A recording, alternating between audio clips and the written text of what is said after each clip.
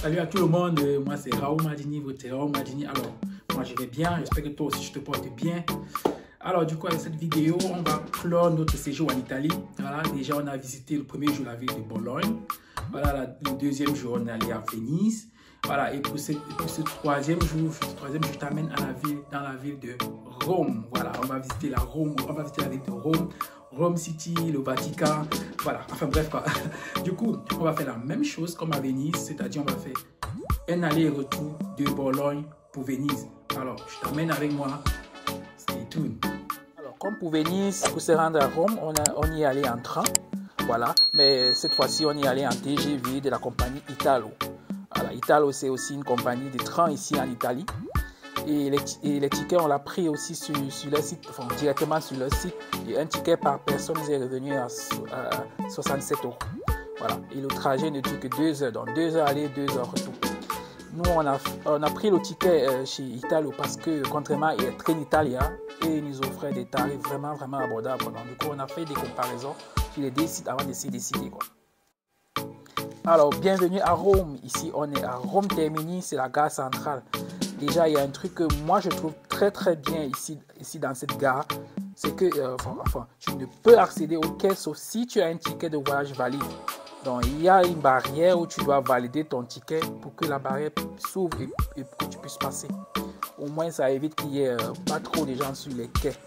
Et ça n'a rien à voir avec le Covid, hein, puisque en 2017, quand j'y étais déjà à Rome, ce système était déjà en place. Alors, notre visite à Rome commence à partir de la gare centrale. Contrairement à Venise, ici on avait déjà une liste de choses qu'on devait visiter absolument. Quoique, on avait juste 6 heures de temps devant nous. Et comme moyen de transport urbain, nous, on a préféré prendre le bus. Là, on pourra voir la ville et en même temps, quoi. Sinon, tu as aussi, je crois, le métro et le tramway, voilà, dans la ville avec comme moyen de transport. Donc, on a préféré prendre un ticket journalier qui coûte 7 €. Voilà, pour une durée de 24 heures, comme voilà. Et avec cela, tu peux te balader librement dans la ville en transport en commun, quoi. Et le ticket, tu peux le prendre aussi dans les tabachis. Voilà, les tabachis, ce sont des tabac shops. Bon, par contre, nous on s'est procuré nos tickets directement à l'intérieur de la gare. Alors, c'est parti pour le premier site touristique. Ce monument qui est comme une amphithéâtre, c'est le Colisée. Voilà, c'est la plus grande construction de l'Antiquité romaine avec 50 mètres de haut et une circonférence de 527 mètres d'après Google. Voilà. Il peut accueillir jusqu'à 70 000 personnes à l'intérieur. Voilà. Et à l'époque romaine, se déroulait à cet endroit des combats des gladiateurs, comme dans le film Gladiator. Voilà, pour ceux qui ont regardé le film, quoi. Et à côté de cela aussi, se déroulaient des chasses d'animaux sauvages, un peu comme dans le film Red Notice. Voilà. À cause du Covid, les tickets ne se vendent maintenant qu'en ligne. Donc, tu peux le prendre par exemple sur Groupon, Get Your Guide et je crois sur le site du Colisée. Voilà. Il faut prévoir à peu près 20 € pour un ticket simple ou alors environ 35 € avec visite guidée. Moi, j'aurais bien voulu entrer pour voir à quoi ressemble l'intérieur, mais la file était très longue et vu qu'on avait peu de temps et pas que le Colisée sur notre liste, quoi. Du coup, on s'est contenté de visiter juste l'intérieur et de prendre des jolies photos, quoi.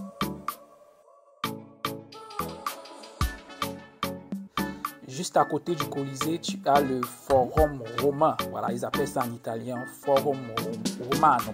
Voilà, ce forum représentait à l'époque la place publique regroupant tous les grands édifices de la Rome antique. Et cette zone archéologique regorge des monuments d'époques différentes. Malheureusement, la visite de l'intérieur est aussi payante et le ticket, tu peux le prendre aussi sur Internet. Et la majeure du temps, il est proposé en combiné avec le Colisée. Voilà. Les prix ne sont pas standards. Voilà, ça dépend vraiment de la période. Et il peut parfois coûter jusqu'à 50 €. Voilà, les deux visites et parfois moins, quoi. Mais sinon, tu as aussi la possibilité de voir une partie de ce site, voilà, de ce forum gratuitement si tu longes à pied la route qui mène à la Piazza Venezia, quittant du Colisée. Voilà, on parle d'un trajet comme 5 minutes à pied, quoi. Ici, on est à la Piazza Venezia. Et ici, tu as le Vittoriano. Voilà, cet imposant édifice en marbre blanc édifié à l'honneur du premier roi d'Italie, Victor Emmanuel II. Voilà. Pour arriver ici, on a marché presque 1 kilomètre quittant du Colisée.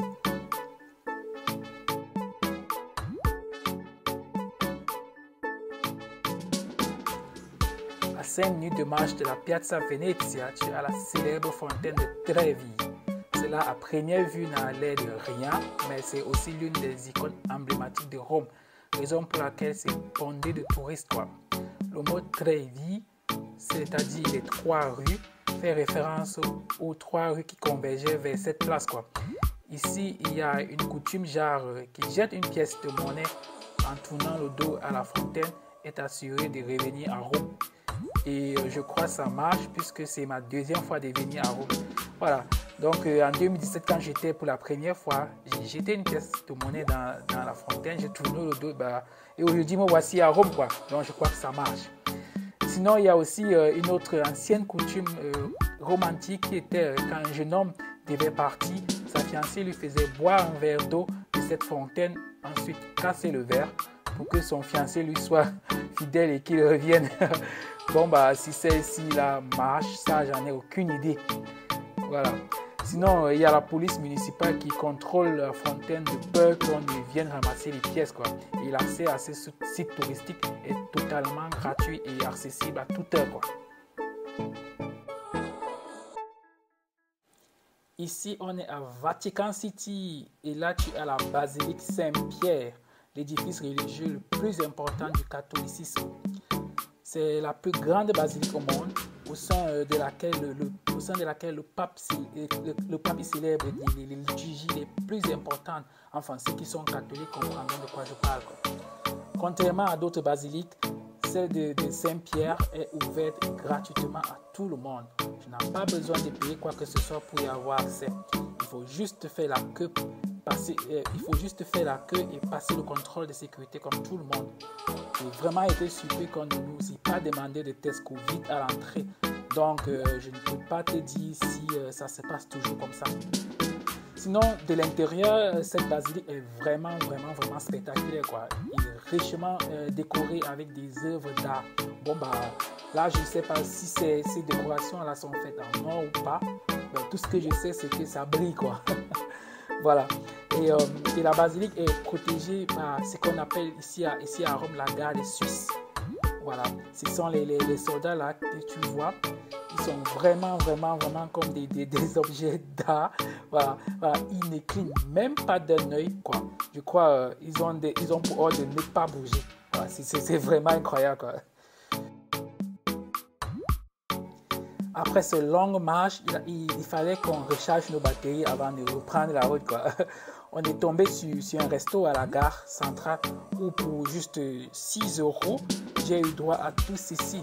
Voilà, un apéro spritz avec tout ce qui est dans le plat, quoi.